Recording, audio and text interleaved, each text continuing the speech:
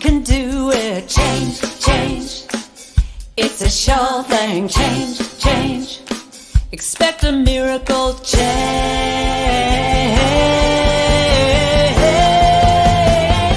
Watch me change when you change the way you look at things. The things you look at change. When you change the way you look at things, the things you look at change. When you change the way you look at things, the things you look at change. When you change the way you look at things, the things you look at change.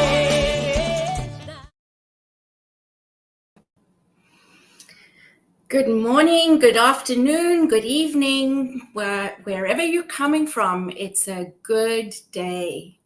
Welcome to Spirit Café this lovely Wednesday, and welcome to Courageous Conversations. What's on your mind?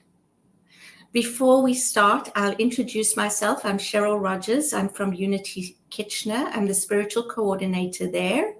And my colleague is Barbara Schreiner-Trudell, and I am the spiritual director for the Center for Spiritual Living on the Lake.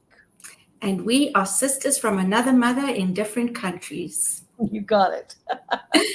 So I'd also like to just give a territorial acknowledgement that we acknowledge the indigenous peoples of all the lands that we are on today. We acknowledge the importance of these lands, which we call home.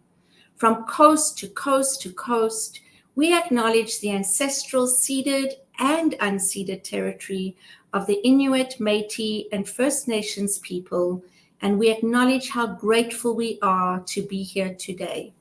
Miigwech. And as you can hear, that we are coming to you from Canada, more specifically Ontario, and wherever you are in the world, please acknowledge Mother Earth as she supports you. So, Barbara, what are we talking about today? Oh my goodness. Well, today we're going to talk about women. Ooh. There's a lot that we can talk about when it comes to women. Well, we haven't touched on the topic yet. And I remember a few years ago, my daughter, who was probably about 13 at the time, came home from school going, I heard the most ridiculous thing today. And I said, oh, what's that? And she goes, women are a minority. And I just laughed. I said, well, hold to that view, because that would be great to switch that around. But although we are the majority of the population, we are, in fact, a minority. Mm-hmm. And the reason we're classed that way is because of equity things and just the overall treatment of women around the world. We've got some big things happening in Iran right now. And I think when we start to look at women's rights, we still, in many cases, do not get paid on par with men. We, generally are the ones who are expected to raise the children. It's starting to shift a little bit where men are taking a more active role in many cases. So that's super great to see. But I think overall, even when we take a look at abortion rights, when you take a look at the US right now and how abortion has been banned in certain states, making it illegal, that to me this is my body. And I should have the right to choose what happens to my body. And I know that conversation can really raise some people's beliefs about, the life of the fetus or whatever. But I think, I especially look at women who have been raped or gotten pregnant through incest. I think the trauma of carrying that child is a lot. And I really believe that I get bothered by these people standing on the corner with their big signs going, like, here's what they'll say things like, here's what a 3-week fetus looks like. And they'll have a full formed baby on the picture. Yeah. That's not what it looks like. And I know because I've had a miscarriage. So it's, that's not it. So I think there's a lot of misinformation, but I think also the right to choose for me is important for women. And in 2022, it just seems so archaic that we are truly just taking a step backwards. Like, oh my goodness. Hi, Fiona from Geneva. Welcome. Welcome back. Good to see you again. As you say that, it just makes me feel as a woman so disrespected. Yes. Right? Because who has got any right to tell me what I can and cannot do, aside from anything else, abortion, religion, whatever it is? Who is man to tell me what I can and cannot do? Yeah, and that's the big one, right? It tends to have come out of that. I don't know about other cultures, but the white male dominant role.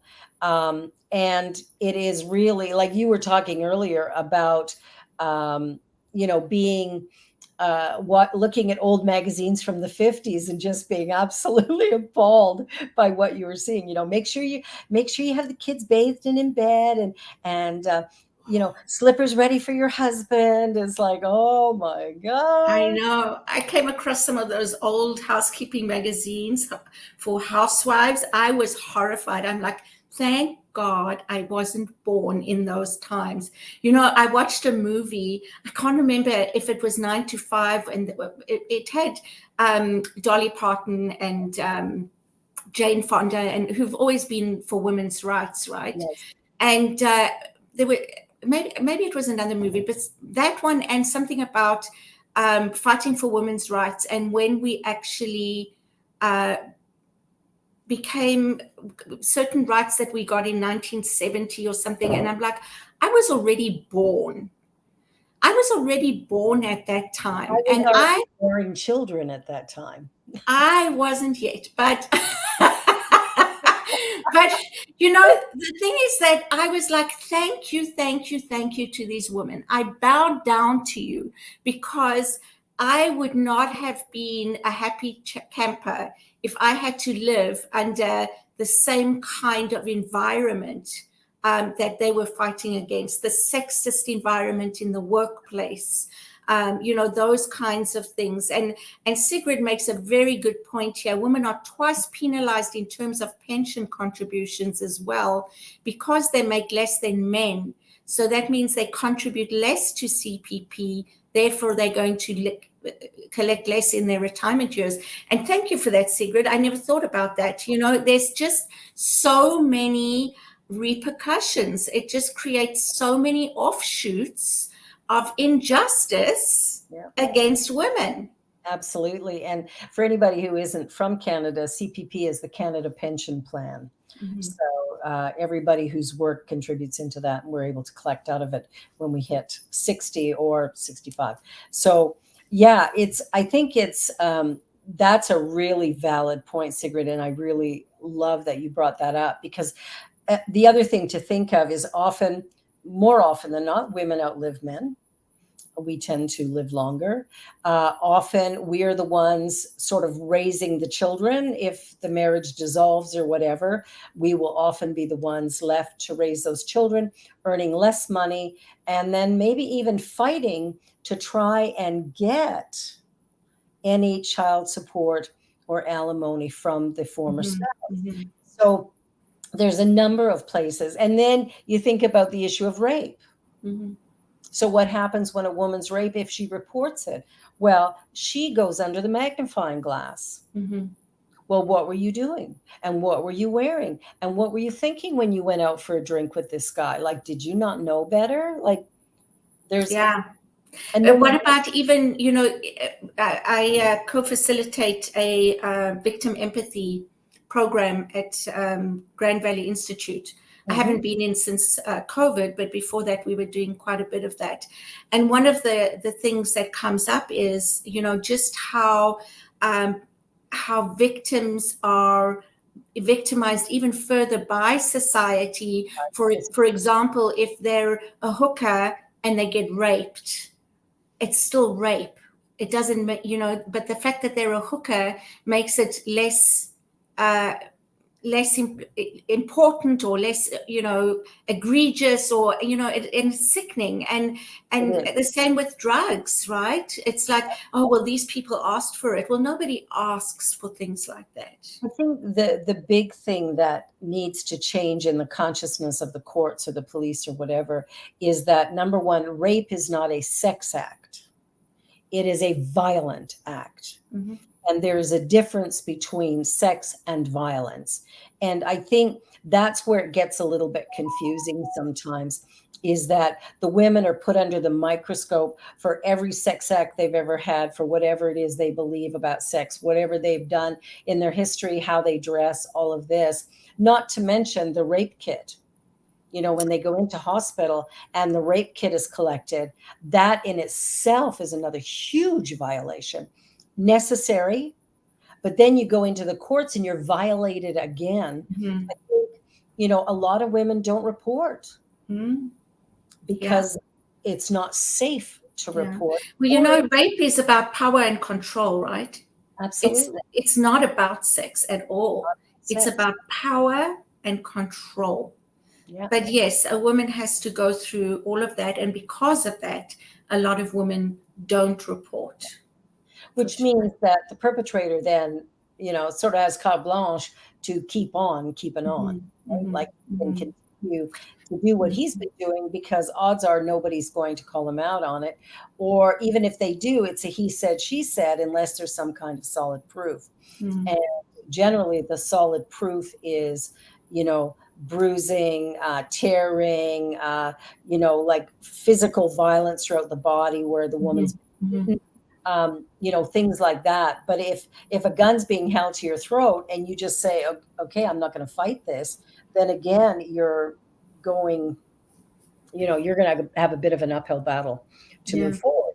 So, I look at the things that are happening, and I look at, families that have incest, and, the women who are trying to live with that and deal with that. And even if they report it, how even members of the family will then ostracize them, because it's like, how dare you talk about dad that way, or uncle so-and-so that way. Like, there's a whole bunch of things going on. Yeah. Look at the woman in Iran who wore her hijab just not in the quite right way and got taken to jail for it and died in there. Yeah. Like, by the moral police. The moral police. All I can say is it's good to see that the society is standing up against that, and they actually are protesting loudly about what happened, right? And so that's a good sign. And I just want to go back, Rev B, just a little bit to, talking about marriage and a woman's place in the home and kids and cooking and cleaning and blah, blah, blah. I want to acknowledge that we've certainly come a long way in those areas. Like, I have a husband who's wonderful. He really does a lot of that, most of that right now in my house. And your husband, was a stay-at-home dad. And so we've come a long way in a lot of areas. So I just want to acknowledge that for all the men that are out there. But what I do want to say is there's still a ways to go. But certainly we've come a long way. And it's because of those individuals that have made the difference, that they have been able to be respectful of their wives, to recognize and respect, just what they bring to the relationship, and that it doesn't have to be one way or another because society says so. Well, that's the thing. Pierre, I stayed at home with our daughter. That was our agreement. I was running the Center for Spiritual Living. I it's not like I could take a year off. It's then who's going to run it, right? Like, there's certain qualifications you have to have in order to do that. And so that wasn't an option. So when we decided to have a child, it was very clear that he would need to be the stay-at-home dad. And so he was. and he would take Geneviève to this, there was a drop-in center in the community hall that allowed for parents or caregivers to bring the children in to almost like a daycare setting, but the parents or caregivers stayed and interacted. They did outings, they would go to zoos, they would go to you know tap maple syrup, they would go and pick apples, all kinds of things. But it was done as a family, but it was done in a community. And when Pierre first went there, he was the only male. Mm-hmm. All the caregivers were women, and of course the moms were there with their babies. And so it took a little while for the women to feel safe with him. Mm-hmm. And then another dad came in who was also a stay-at-home dad, and all of a sudden now there's two dads. And so the relationships built for that from there. And he had to learn how to cook. He was raised by a mom who did all the cooking, Mm-hmm. stay-at-home mom. And so he had never ever cooked. And so he had to cook because now he had a baby to feed. And so he was learning how to cook, which was lovely. And to this day, I work a lot more hours than he does. And he's the one who does the majority of the things around our home: laundry, grocery shopping, and cooking, and all of that. And we share everything that we do, but ultimately I'm working so many hours that he's the one picking up the slack. And so there are men out there who are doing this. There are many men who are really stepping into that place of partnership with their spouse, rather than, I'm the man, so do as I say, not as I do. So, that is a change that is very welcome. And there are a lot of companies today who are paying women equitably, matching, the male with the female. Because it used to be, well, men have a family to support, so they have to earn more. I remember hearing that many years ago. And women couldn't get positions that men had, right? They could only go to secretarial school and become a secretary, or something. Learn shorthand or whatever. But so there's definitely movement, and like we say, there's still room for change, and so one of the things we were talking about earlier is that this, and when we say man constructed this, we're not pointing fingers at individuals. This is a societal evolutionary process.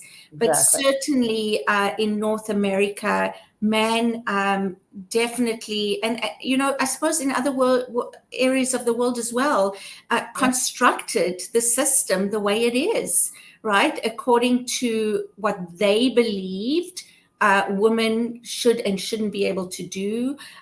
Race comes into all of that. Politics. It's really a big bundle of stuff that needs to be unpacked. Unpacked. Thank you. Yes. I always think of a ball of wool and having to pull out all the knots and blocks and all the rest of it. That's yeah. Kind Yeah. But then I also think to myself, for a woman to have equal rights, does she have to be and act like a man? Absolutely not. I think one of the, for me, I have a belief, doesn't mean it's true.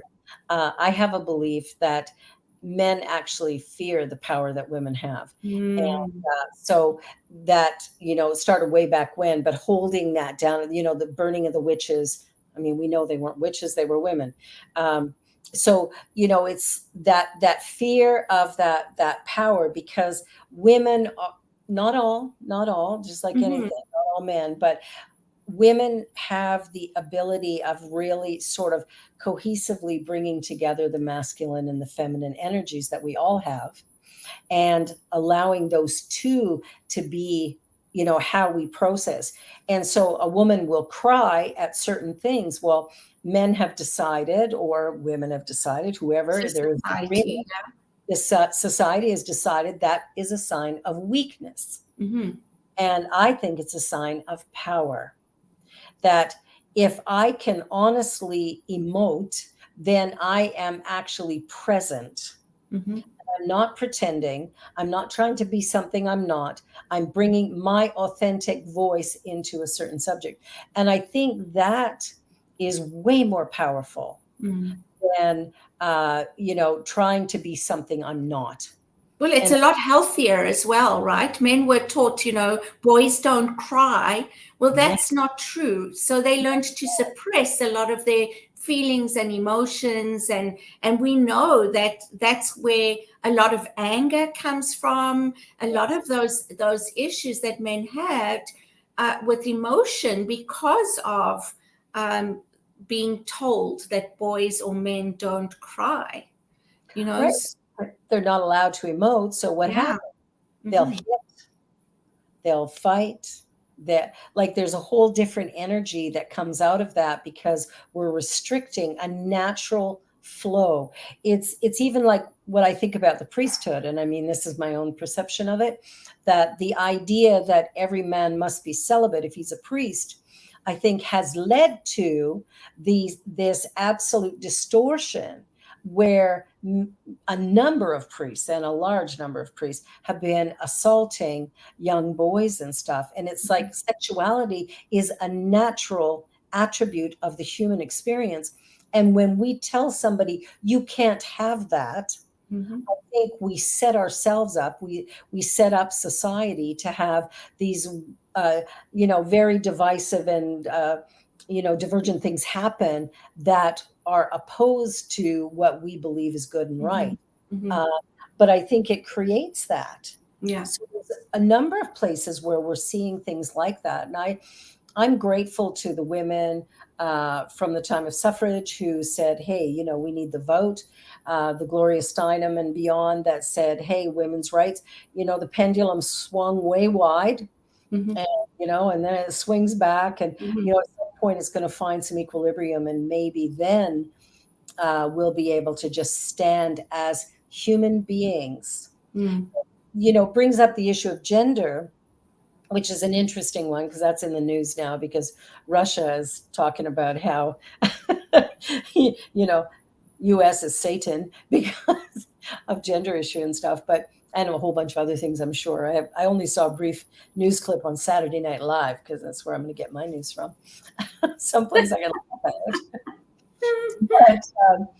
But, looking at that, the whole idea of gender, and I have often sat back and went, why on a job application do I have to put that my sex is female?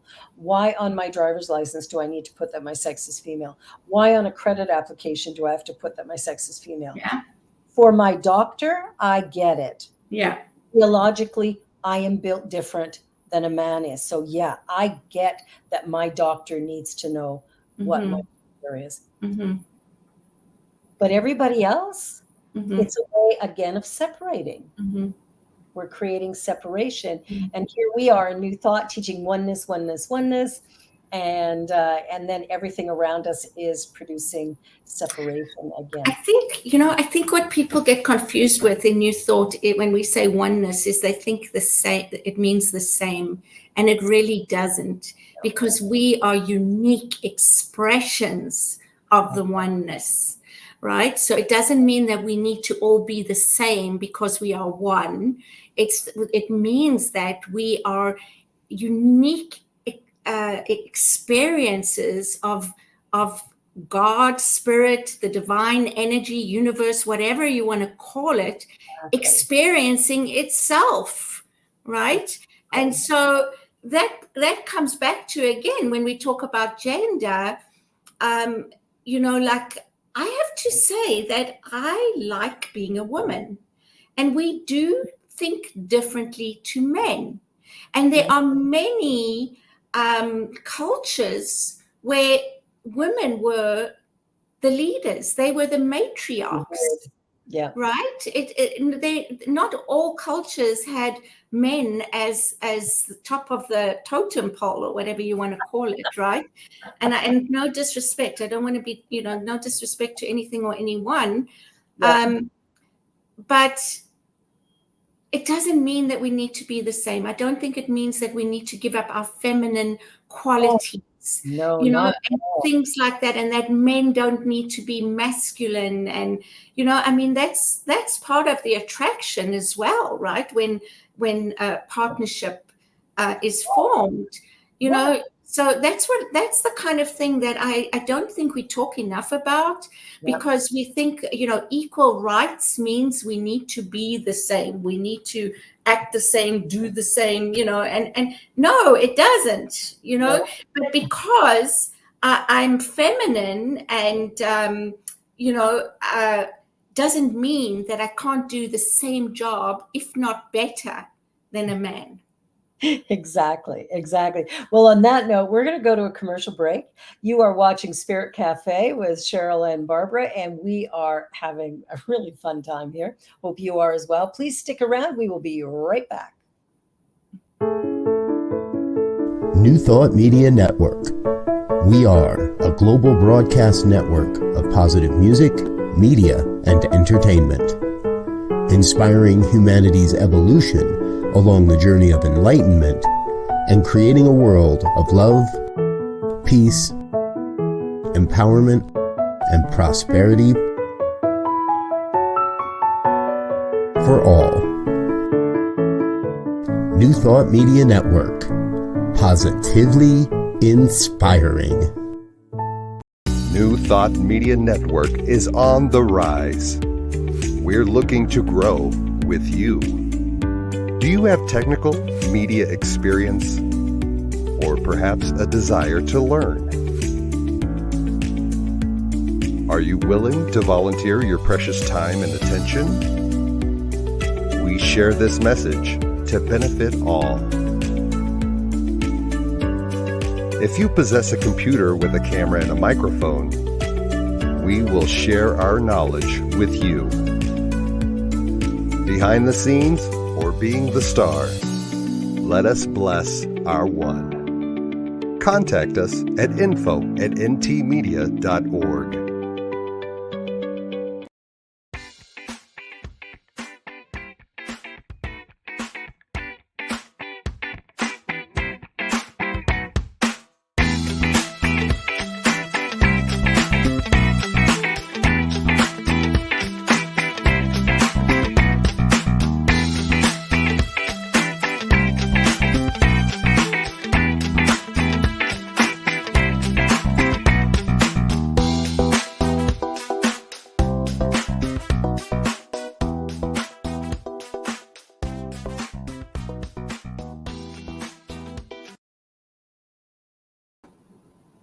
Welcome back to Spirit Cafe, where we are having a backwards, forwards, ups and downs conversation about women, men, race, culture, all kinds of things where there are differences and sometimes imbalances, which is really what's caused a lot of our issues.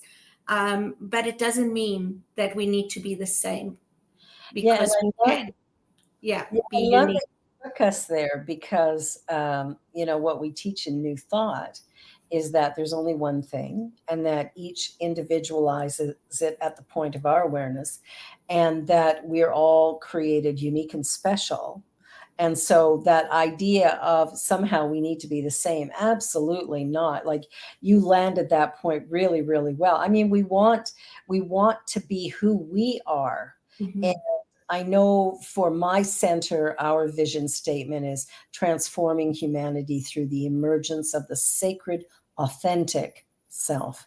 It's Mhm. like, you be you and I'll be me, and we'll meet on common ground somewhere. And our uniqueness is what creates interest and joy, and it's pleasing. Like, Mhm. it's great fun to meet somebody new and listen to their story and find out about them. And we touched on something earlier, so this is going to go in a whole different direction, where we talked about being indigenous to the land. And of course, here we're talking about that a lot because of what's happened, the genocide that's happened within our First Nations people. But the truth is that I'm born here. So does that not at this point make me Indigenous to Canada? You were born in South Africa. Does that mean that at that point you are Indigenous to Africa? Yeah.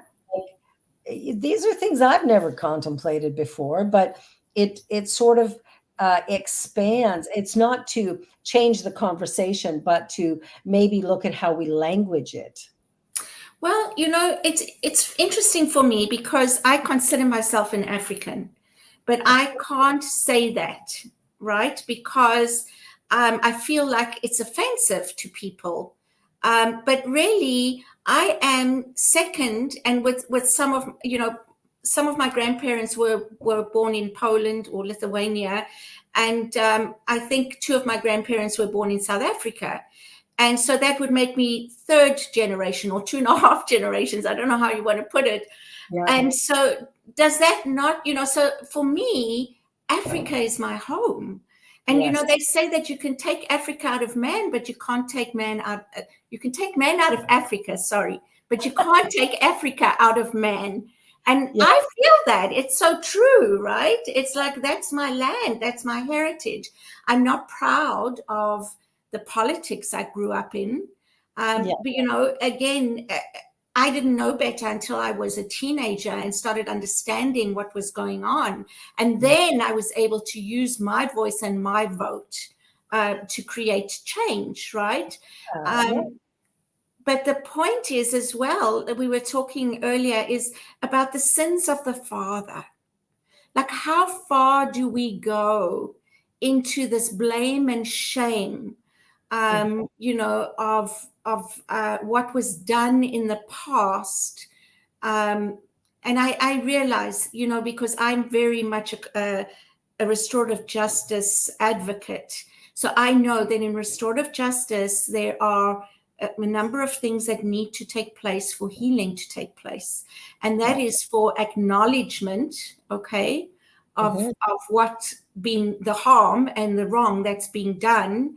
It's also about being able to tell your story, to tell the victim, the offender, being able to talk about the impact that this has had, to be able to ask questions, which often a victim doesn't get to do. And so we make up a lot of stories in our own minds, right? And then to be able to look at, and I know that some people, to look at next steps and what needs to happen, what needs to be done. And then there's a step of forgiveness. And forgiveness is not about forgiving the wrong that was done. It's about not carrying the heavy load with you for the rest of your life. So forgiveness is for yourself. It's really not for anyone else. Yeah, it's letting go of the past. And I like what Fiona has said in the chat, that loving this conversation as it relates to New Thought. Each person has the inherent right to make the best decision for their body, inclusive of physical, mental, and spiritual health. And I agree completely. Yeah. And when I think about the genocide in Canada that happened with the First Nations people here, what stands out is that we have created, if we go around to different areas of the country, we will meet people who are drug addicts, alcoholics, maybe murderers, thieves, whatever. But if we go back, when we have stripped a people of their culture, their language, their spirituality, their home, what do we expect is going to happen down the road? So the work that we have to do does go a little bit further, in that we have to find ways of assisting in the healing of so many people. And we have reserves here in Canada where the Inuit or Métis or the Indigenous people, they don't even have water. Mm-hmm. And so we have to, there's work to be done for sure. And I agree that forgiveness is the first part of that. We have to forgive what was, and then stand in a place of recognizing and acknowledging our oneness, because when we do that, like for me as a minister of the science of mind, I cannot in good conscience do harm to another person knowingly. Doesn't mean I won't make mistakes and step on toes. Yeah. I'm human, so I'll do that. But when I think about, the people in this country or North America that have been struggling to find their place, I think it's up to us to give up a little bit of our privilege, Yes. be able to receive this new information and this new opportunity Well, that yeah. healing can occur. That's very important, right? Because, and no taking away from that, because that's part of a restorative justice process. It's people needing to share the impact that things have had on them, what happened. A lot of people don't know, are just becoming aware, and so that's very, very important. The other thing that's important to me as well is to listen, and to listen to the needs that are there, that we can work towards, like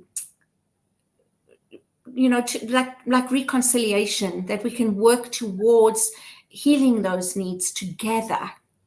Okay, it's not about doing something to and for someone. It's about really walking the path together. And so how do we heal the past, and how do we create a new future together?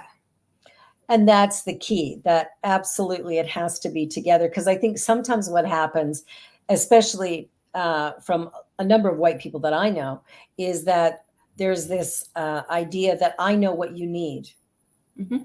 That's so not true. I've had to learn that through my children, and, thinking I knew what they needed in every moment. Of course, I was completely wrong. And being able to listen and to pay attention. And I like the idea of the human library. Like we talked about that before. And the human library is where a person will sit and tell their story uninterrupted for 30 minutes. The other person simply listens and doesn't offer feedback or just listens and takes in the information. When we listen to another human being, we start to find the flavor, the beauty, the agony, the wins, the losses, all of it. We can come to an understanding of wow. When we did it at convention last year, when we were working together as a board for unity, it was so powerful to learn the stories of some of us, the journeys we've walked. It was like, holy man, this is exciting stuff. So I think more of those conversations, that we take the time to listen. Somebody said we have 2 ears and 1 mouth. Listen twice as much as we speak. Most people are the other way. Yeah, absolutely. I've just been reading a book. I just finished it, called The Choice. Let me just see. The Choice, Embrace the Possible, by Dr. Edith Eva Eger, who is a Holocaust survivor. Oh, cool. And oh my goodness, you have to read this book, because it really is amazing. And she's still alive today. You can look her up on YouTube and hear some of her talks. And she became a psychologist, in her 40s or 50s, I can't remember. And then it intrigued me so. And there was another YouTube video that I watched with a gentleman who is now 99 years old, or at least was. I don't know when the filming was taken. I think it was a TED Talk, and also survived the Holocaust. And what amazed me and so much is there's no hatred. And one of the man that was talking, he said something about hatred doesn't just destroy the person that you are hating, but it destroys you as well. It was something to that effect. But also what intrigued me was the work that they did on themselves, the work that came from within, there was no expectation whatsoever for anybody or anything on the outside to create that healing and that transformation that took place in their lives, that enabled them to now have beautiful families, children, grandchildren, and great grandchildren. And it's a lifelong process. But again, that's something else we talk about in New Thought, is that it's on the inside, not on the outside, where we will find our answers, our truths, and the place that we live from in the best way that we can. And I just encourage people to look up some of those things and watch them, because it just blows my mind. Can you put the title of the book in the chat so for everyone and the name of the author? Because I want to read that. That sounds absolutely outstanding. It's interesting that as we are, I have that book, that Five Little Indians that Sigrid just put in there. It's like, when we start to read some of this stuff and we start to come to understand the differences in our journey, the fact that everything's evolving. And I think that's what excites me the most, is that yes, horrific things have happened, but when these things are brought up into conscious awareness, we are now in a place of power where we can actually change the way we think about life, people, humanity, equality, who's right, who's wrong, whatever it is that we got going on. And we can begin to see through a new lens where we start to go, oh, this is really awful. So I don't want that to ever happen again. What is mine to do, right? And can I learn? So like you and I've been reading all kinds of books and trying to get an understanding of the experiences of different people as they've journeyed through life. And as I read some of it, it's so painful to read. And I'll catch myself in tears. I'll have to stop. Or I'm watching documentaries as well around, the number of people who are incarcerated and what's happening there, how women are treated if they've been raped or abused, all of these different things. And for me, as I read those stories, it is helping me to get an understanding of something I know nothing about. And I think we do need to learn. We need to learn what has happened, and not from the old movies or whatever. We have to really take a look at listening to each person's story. We can do that by reading a book or having a conversation. Like, that's the other side of it, is we can sit down and talk to one another. And I think that's what I love about you and I doing this, is we can talk about things that, some people will talk about, some people won't talk about. Some people, they'll go, ooh, yeah, I ain't going there, might feel uncomfortable with the topic. But the reality is that every conversation gives us an opportunity to reflect on life in another new way. And I think that's the win. That's the win. If I empathize with you, I'm going to learn a new way of relating to you. Yeah.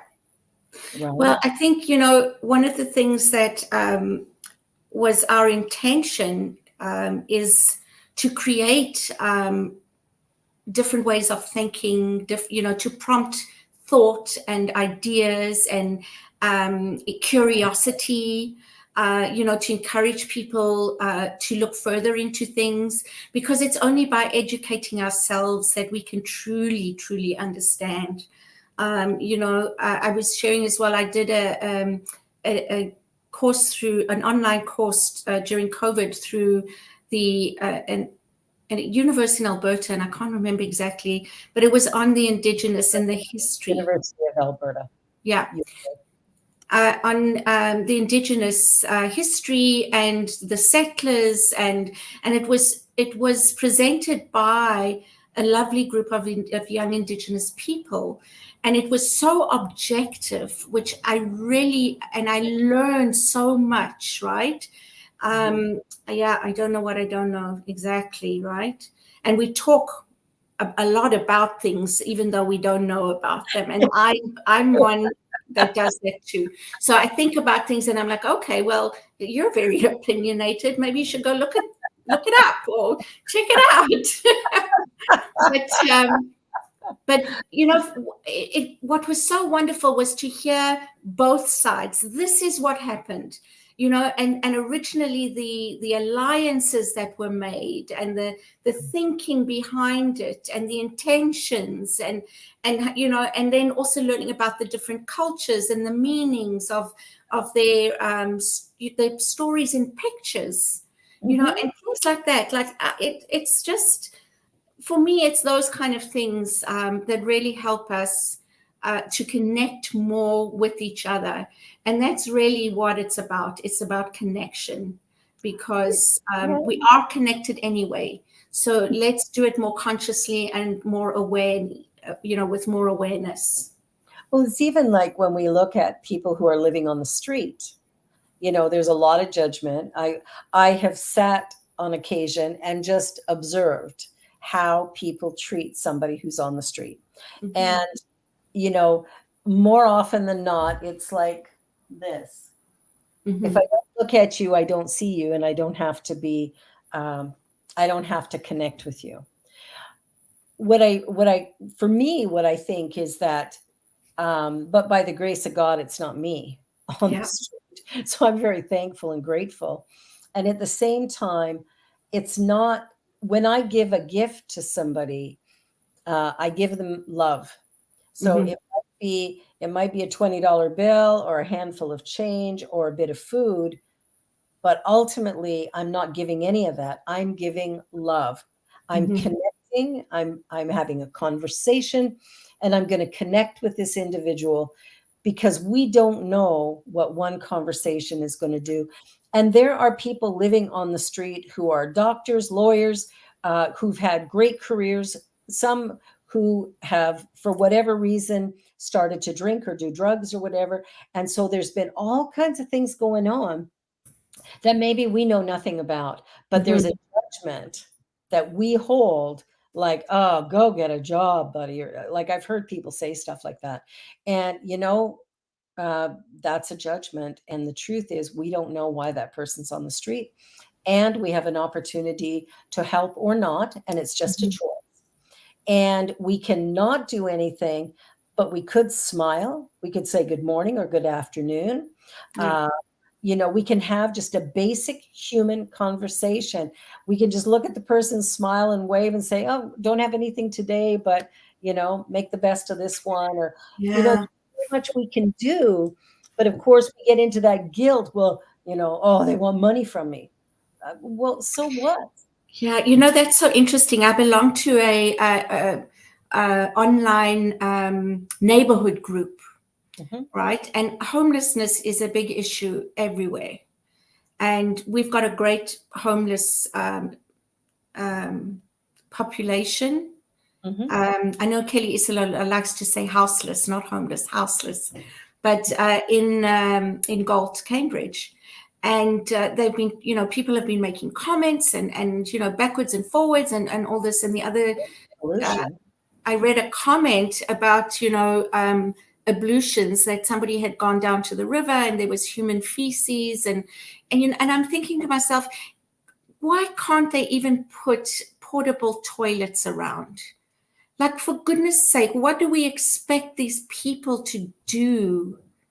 They can't go into a shop and use a washroom because they'll be told to leave, that it's only for customers, or, so little things like that. Why can't we just be a little bit more humane and make it a little bit easier? How about we be a lot humane? Yeah. And give them a home. 100%. And until then, because I know there's a lot of building going on, low cost housing, and there's a lot of, I'm hoping, plans in the works. Because it is a big, big topic, certainly around here, and I'm sure in other areas as well. Look at Toronto. I mean, yeah. But in the meanwhile, because there is an interim space, at least provide some, facilities, essentials. Yeah. last week when I was at Allen Garden, there's a lot of tents in there that a lot of people are living in. And there is the porta potty there that at least they have that ability. But there was, I don't know where it was, but somewhere in Canada, one mayor decided, well, we're going to solve homelessness. And they just gave everybody a place to live. And that is the solution. Yeah. And the reason we don't do that really is greed, because we think, no, they should pay rent like everybody else. But here's what, if you look up the Mincombe project, this is a project that happened in the 70s in Dauphin, Manitoba, and it was a collaboration between the federal and provincial governments.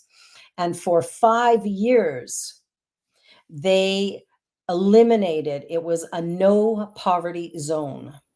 Every adult person earned a living wage.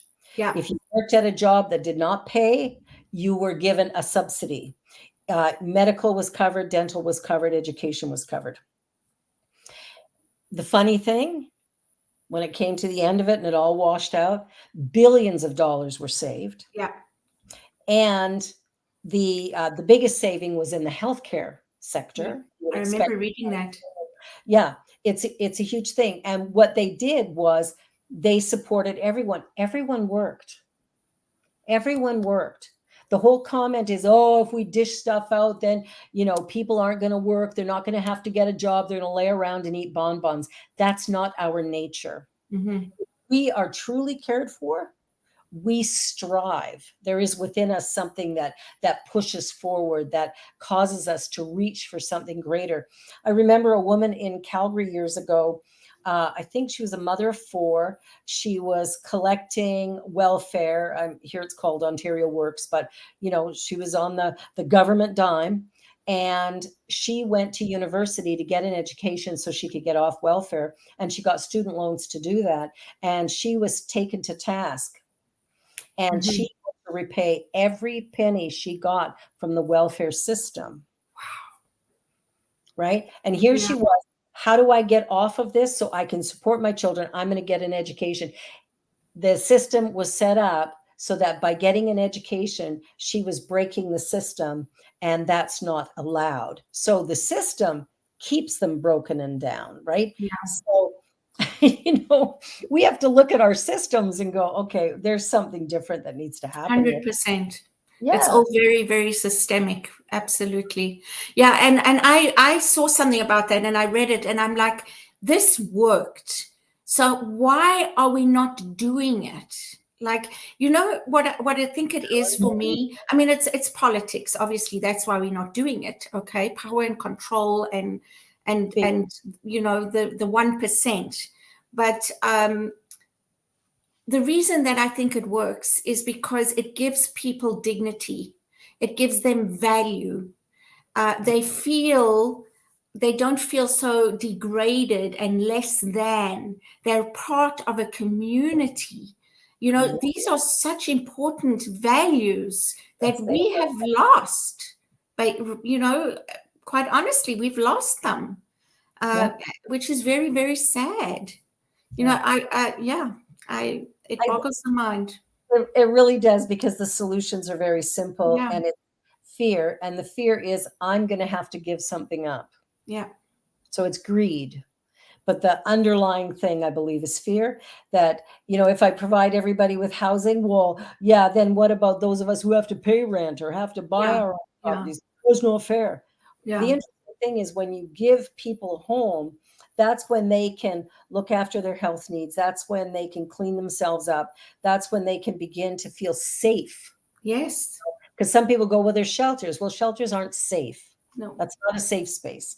It is a place to get you out of the cold, but it's not necessarily safe. But it doesn't meet your mental health needs. It doesn't make you feel valued. It doesn't give you any sense of purpose. It still makes you feel less than because of the The